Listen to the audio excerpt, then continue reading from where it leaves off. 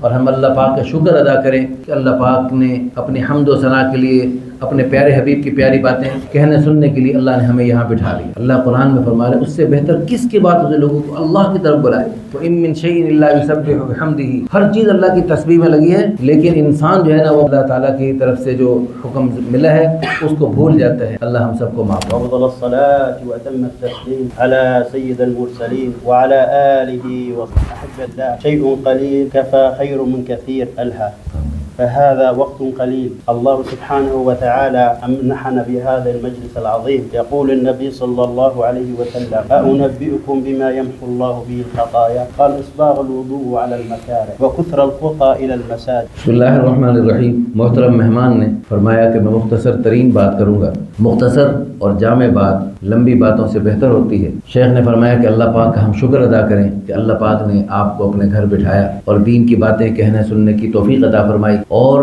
شیخ نے فرمایا کہ بہت بڑی فضیلت کی بات ہے کہ اچھی طرح وضو کرنا اور مسجد میں دور دراز سے قدم اٹھاتے ہوئے آنا، یہ بہت بڑی فضیلت کی بات ہے۔ يقول النبي صلى الله عليه وسلم: من غدا إلى المسجد أو راح أعد الله له نزلا في الجنة كلما غدا أو راح. سبحان اللہ۔ شیخ نے بڑی پیاری حدیث بیان فرمائی کہ رسول اللہ صلی اللہ علیہ وسلم ارشاد فرماتے ہیں بندہ صبح یا شام کسی وقت بھی اللہ کے گھر میں جاتا ہے، اللہ تعالیٰ اس کے لیے جنت میں مہمانی تیار کرتے ہیں۔ سبحان اللہ۔ کون مہمانی تیار کرتا ہے؟ نزلا من غفور الرحیم، اللہ پاک کی طرف سے مہمانی ہوتی ہے نا۔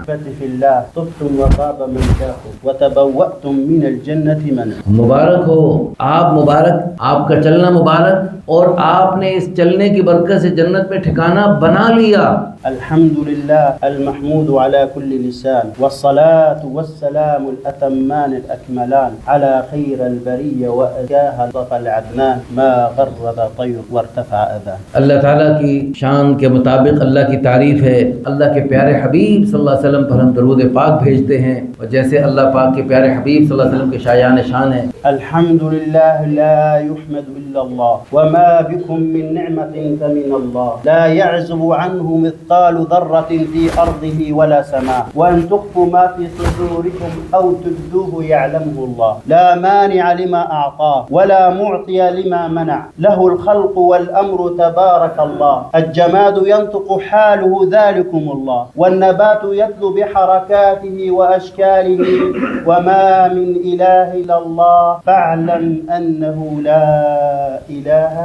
ماشاء اللہ۔ محترم مہمان نے اللہ تعالیٰ کی بہت پیاری شان اور اللہ کی پیاری تعریف بیان فرمائی، اور پوری دنیا میں جتنی باتیں ہو رہی ہیں ان میں سب سے پیاری بات اللہ کی طرف بلانا ہے۔ پوری دنیا میں جتنے بڑے بڑے بادشاہ باتیں کر رہے ہیں ان کی اللہ کے ہاں کوئی حیثیت، ساری دنیا مچھر کے پٹ سے گھٹیا، اللہ بڑے، اللہ کی باتیں بڑی۔ تو ہم اللہ تعالیٰ کی بڑی باتیں کہنے سننے کے لیے جمع ہیں، اللہ پاک کا ہم شکر ادا کریں۔ هل في الوجود خالق إلا هو الشمس والقمر من أنوار حكمته والبر والبحر فيض من عطاياه. یہ جو پوری دنیا میں جو کچھ ہو رہا ہے، یہ سورج چاند نکل رہے ہیں، یہ سب اللہ کے حکم سے، اللہ کی مہربانی سے، اللہ کے فضل سے نکل رہے ہیں۔ الطير سبحه والموج كبره. آسمانوں پہ جو پرندے اڑ رہے ہیں ان کو کس نے فضاؤں میں معلق کیا ہوا ہے، اور یہ سمندروں میں جو موجیں اٹھ رہی ہیں یہ کس کے حکم سے چل رہی ہیں؟ والحوت ناجاه والنمل تحت الصخور الصم قدسه. یہ جو مچھلیاں دریاؤں میں، سمندروں میں تیر رہی ہیں، اور یہ جو کشتیاں چل رہی ہیں، یہ سب کس کے حکم سے چل رہی ہیں؟ والنحل يهتف حمدا في خلاياه. اور یہ جو شہد کی مکھی ہے یہ شہد لے رہی ہے، یہ کس کے حکم سے لے رہی ہے؟ والناس يعصونه جهرا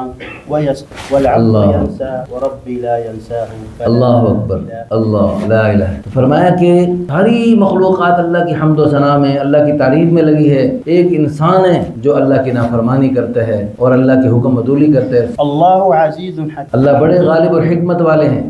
اعز الصحابة الكرام. اللہ نے صحابہ کرام کو بڑی شان عزتیں عطا فرمائیں، صفات وعديدة أهم پیاری پیاری پیاری پیاری صفات کی برکت سے ان کی شانیں بنی۔ کون کون سی پیاری صفات؟ أهمها وأعلاها اليقين والتوكل على الله. سب سے اہم صفت صحابہ کرام میں سب سے اہم صفت تھی اللہ کی ذات عالی پہ کامل یقین تھا، اللہ پہ توکل اور بھروسہ تھا۔ المتحقق بالکلمۃ الطیبہ لا الہ الا اللہ محمد رسول اللہ، اور یہ لا الہ الا اللہ کی حقیقت ہمارے دلوں میں حاصل ہو جائے، یہ صحابہ کرام کی پہلی صفت۔ المقصد من لا الہ الا اللہ نزع الیقین الفاسد من القلب، کلمہ طیب کا مقصد کیا ہے کہ ہم اپنے دلوں کے اندر سے جو فاسد یقین ہے، اللہ کے غیر کا یقین ہے، سب بالکل نکال کے رکھ دیں۔ اذا نزعنا الیقین الفاسد من القلب یاتینا النصر الغیبیہ، جب ہمارے دلوں سے غیر کا یقین نکلے گا تو پھر اللہ تعالیٰ کی محبت ہمارے دلوں میں آئے گی، پھر اللہ کی مدد اور نصرت سے ہمارے سارے کام آسان ہوں گے۔ نزع الیقین الفاسد ولو كان على